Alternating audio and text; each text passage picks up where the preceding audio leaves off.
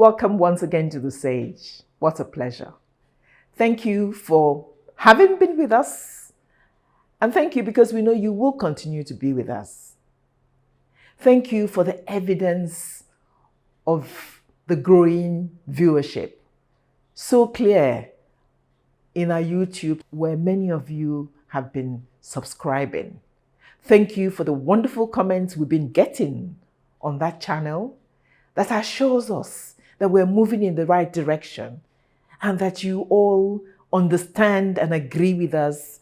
And we thank you for the valuable comments we've received, which continue to shape what we do and what we provide for you.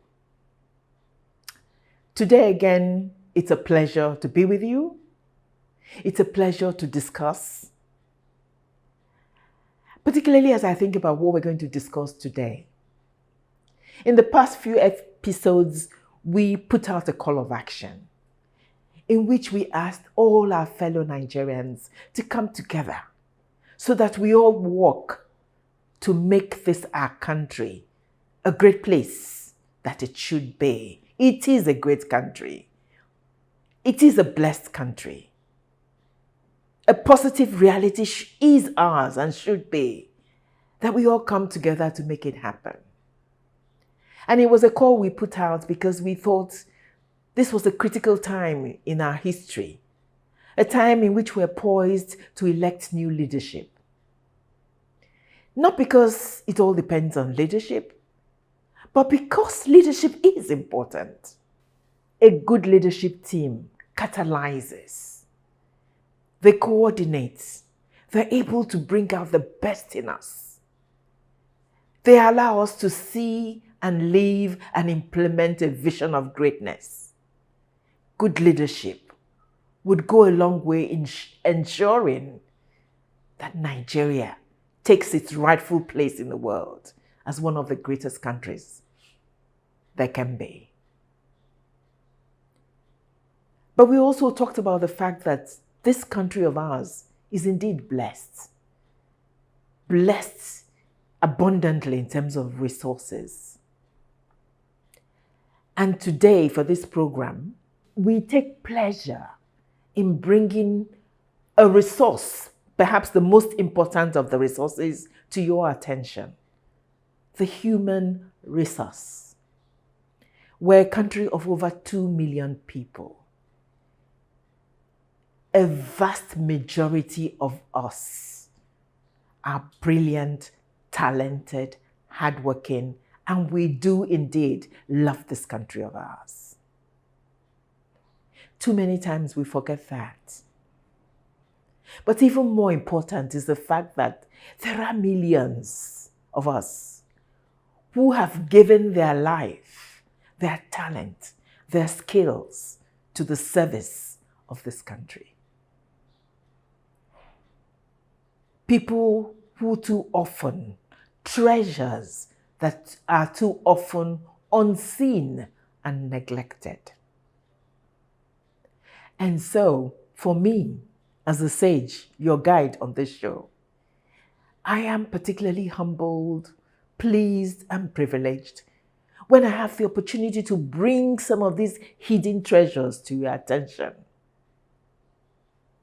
People who have lived, so to say, in the shadows, doing their best for this country, making this country great, and being largely unnoticed. So that's why they do qualify as hidden treasures. Many of them are sages with profound insight, born of experience and hard work. And today's show is all about one person like that. A remarkable human being, brilliant, an achiever, and yet humble, gentle, oftentimes quiet. Stay with me, as in the next segment, I reveal this hidden treasure to you.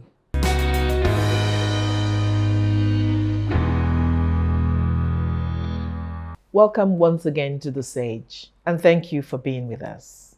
We are especially privileged to have on set with us today a remarkable legal luminary.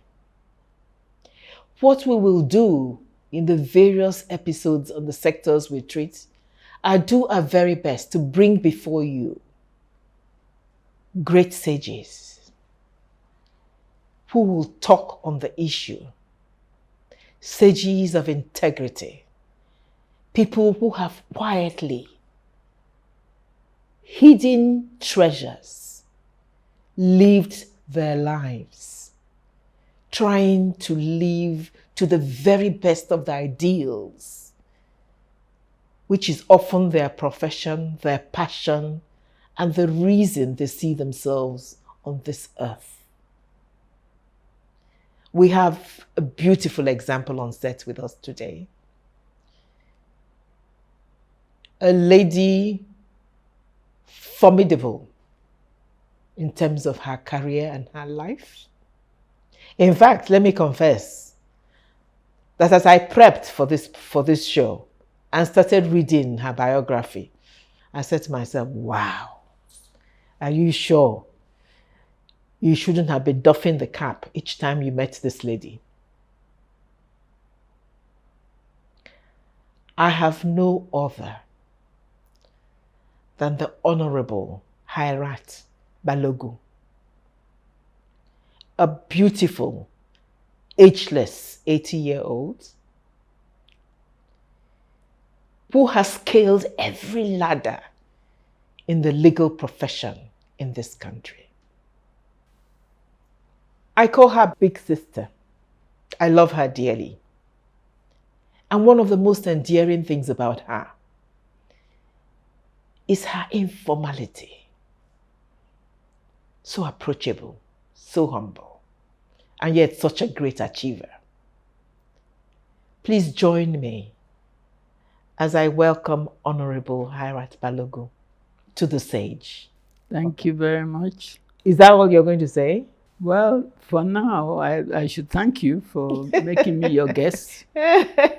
Yes, but I will do you great dishonor if I don't let my audience know a little bit of your biography that awed me as I prepared. So bear with me as I read a bit of it. Honorable Hairat Ade-Balogun is the founder and current senior partner in Liberal Law Office in Ikoyi, Lagos, Nigeria. She is a barrister at law, having been called to the English bar at Lincoln's Inn on the 5th of February 1963. She attended the Nigerian Law School at Igbosere, Lagos from April to July 1963 and was enrolled as a barrister and solicitor of the Supreme Court of Nigeria in 1963. She is a notary public, a life bencher, and recipient of the National Honor of the Officer of the Order of the Niger in 2008 for her services to the legal profession. She specializes in commercial law, litigation and arbitration at Liberal Law Office, which has an active arbitration desk. Till today, she remains in active legal practice while she also serves the legal profession as a life bencher. She is a member of the Chartered Institute of Arbitration of the United Kingdom and a pioneer member of the Nigerian branch. She has acted as counsel and as a sole and/or joint arbitrator for over 30 years. Mrs. Balogun is a former General Secretary of the Nigerian Bar Association, and she was the first female to be elected to that position.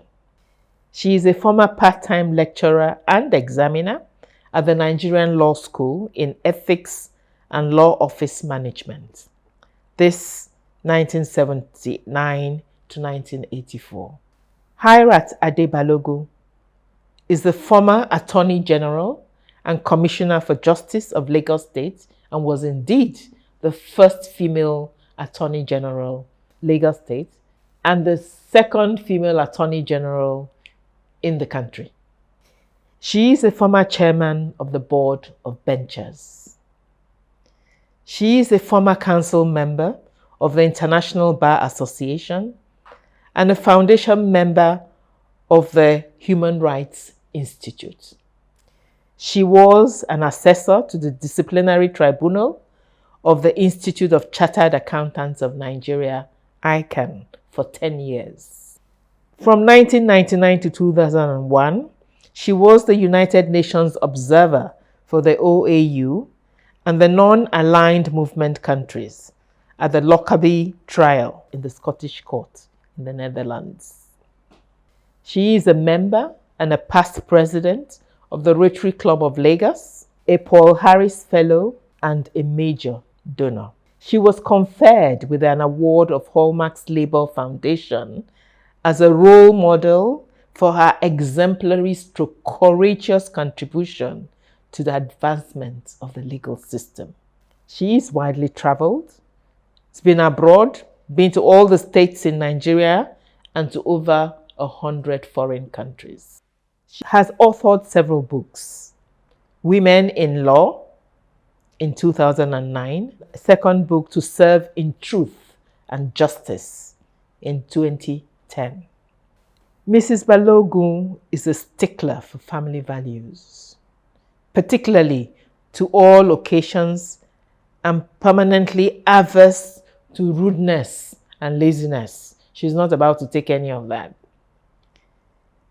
She is an ardent supporter and promoter of women everywhere.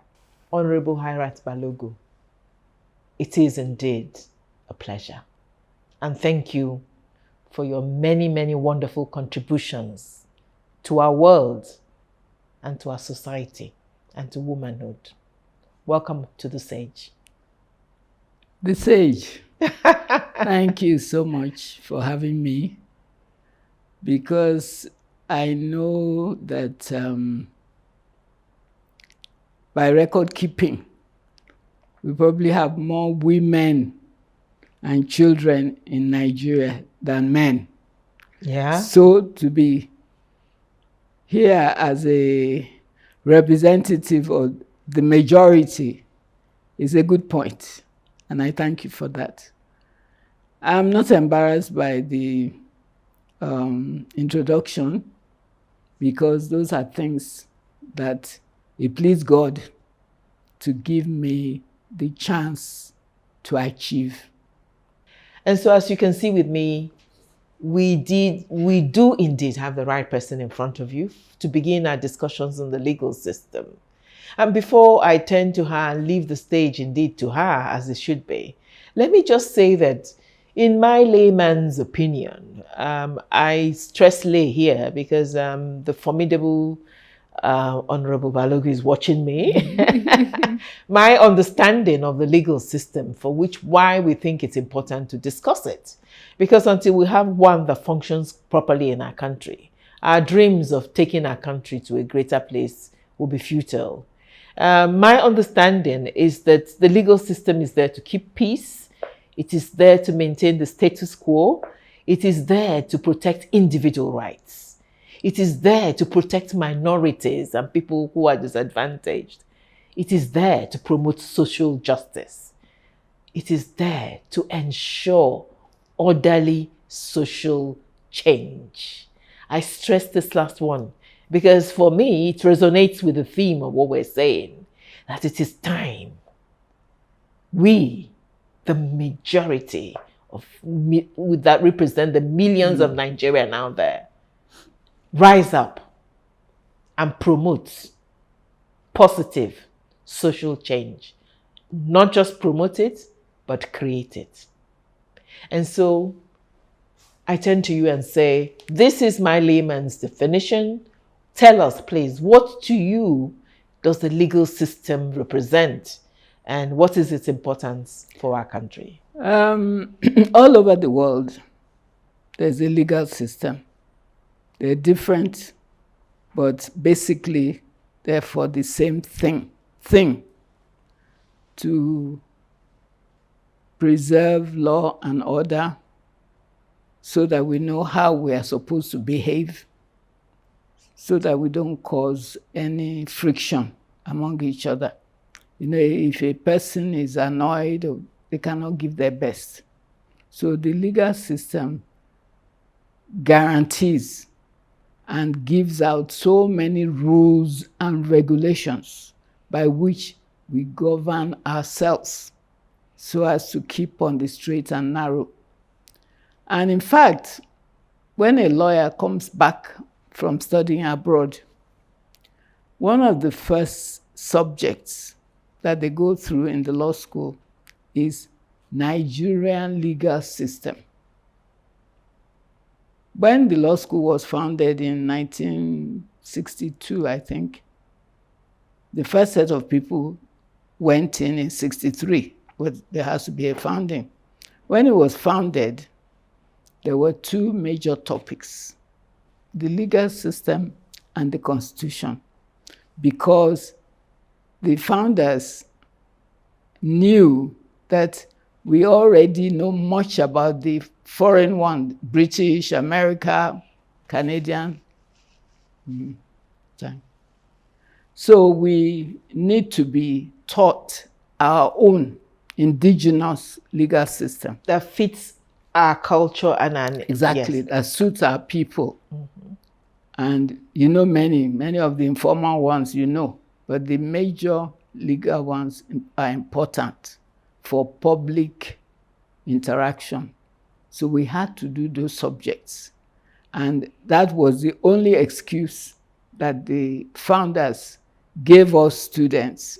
I will call us students, we graduated, but now we're students at the law school.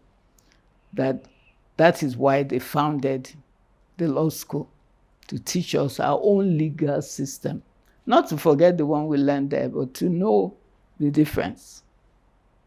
So that's how it started. So really, it's just a body of rules by which a people govern themselves apart from the Constitution. That's what it is. So your own description is very good. Is amplification is good. It's good for the layman to know. Yeah, I did say I was a layman. Yeah, it's good. But it's a legal terminology, legal system. It's not just two words. It consists of quite a lot of things. But basically, it's those body of rules by which we operate our day-to-day lives and so on. I mean, when you interact with people, you're not going to tell them, oh, that's section 10 of the Constitution. So that's the difference. So this actually helps us, guides us in how we interact, in how we conduct our affairs. Day to day, you know. Nationally, so, individually, one-on-one, and so on. So that it's a mechanism for protection and for ensuring people's rights. That everything, you know, is livable in that place. Okay, and that people can get justice and so on. A system implies something that has many parts. Yeah. What are the keys to the legal system? It's very difficult to just number. A lot of things are contained. First, of course, is obedience to the Constitution, which is bigger than everybody.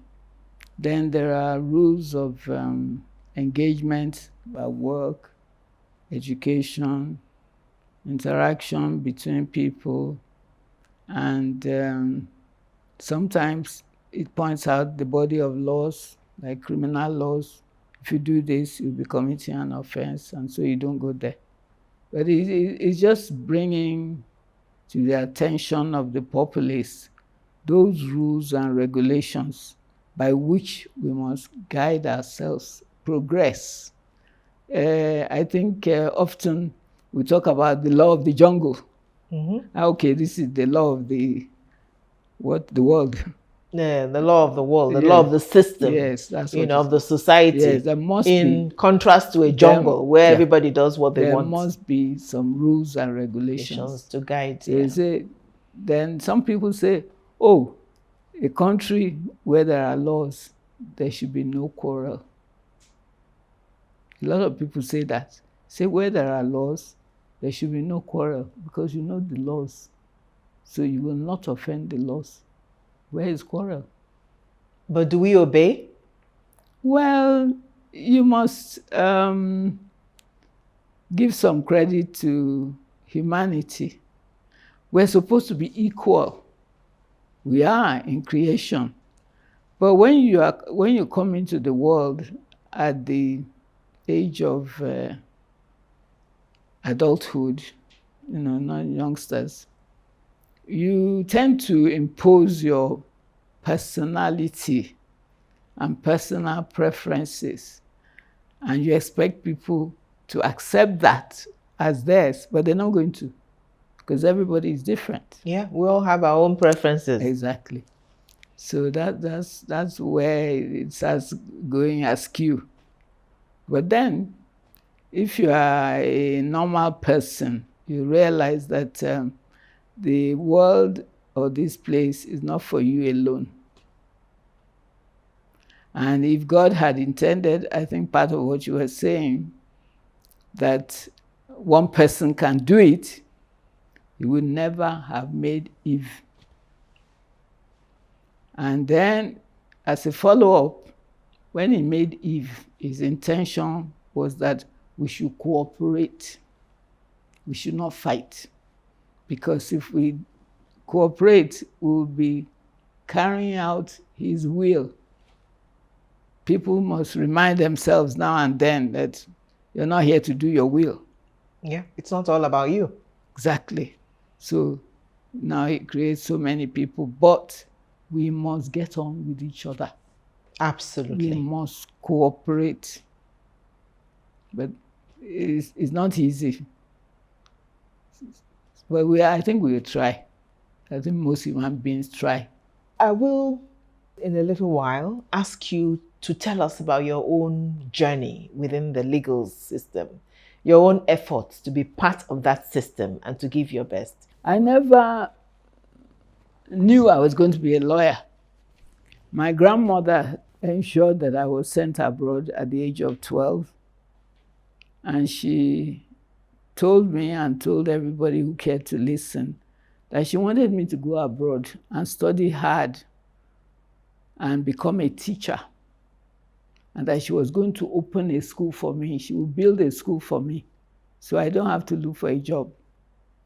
I would be the head of that school, and that's what she would like for me to do. So I said, okay, I don't know what is a teacher except I see my teacher in school.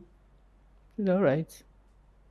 But when I now started thinking of law was I came home after I had stayed abroad for 6 years. I came home for a holiday, and a gentleman came to our house early one morning, dressed in his lawyer's suit and tie, black suit, white tie, everything glistening as if he's just taking it out of his suitcase or whatever. So I looked at him and I said, oh my God, I would like to do a job that kits you like this. So smart. So I told my mom, can they tell him if I can follow him to the courts? By then they had introduced us as a lawyer. So he said, oh, by all means, it's okay. So we went to the Yaba courts in Lagos. That court was mostly for the particular court, was mostly for traffic cases or landlord and tenant cases. So he did like 6 cases within a space of about an hour. And I say, hey, this is a good job. You found it exciting. So much result in such a small time. This is what I want to do. Which teacher? This is what I want to do. So he finished and dropped me at home. And I told my mom, I want to be a lawyer. You know, this teacher thing. Lawyer? Who do you know in this family who is a lawyer? How do you know what they do? I said, don't worry, when I get to London, I'll find somebody who will tell me what to do. Because I've been there for 6 years. Secondary school, I'm like an English girl. Nothing daunts me, you know. So when I went back, I went to the Inns of Court, and they asked me, what did I want to do? Why am I here? I said, I want to be a barrister, somebody who attends to court. That's what I want to do. I don't want to be a teacher. I say, okay, that's what you want to do. This is the course. This is how long it takes. This is Anyway, before we finish talking, take a library card and start coming to read and get the lists for the lectures. Start attending lectures. That's how it happened. And there has not been a moment since that time till now that I will say, oh, this law, I wish I could throw it in the ocean. I love it. It's my life. That's a wonderful I don't want to statement. do anything else. That's it. So, and I think that is what drives a person like me. I am doing what I like to do. And it's not that there's no difficulty there. Yeah, of course, in everything. But it's what I enjoy doing. And when I see the results, I don't have to wait for somebody to say, oh, well done, you've done this again. My client is happy.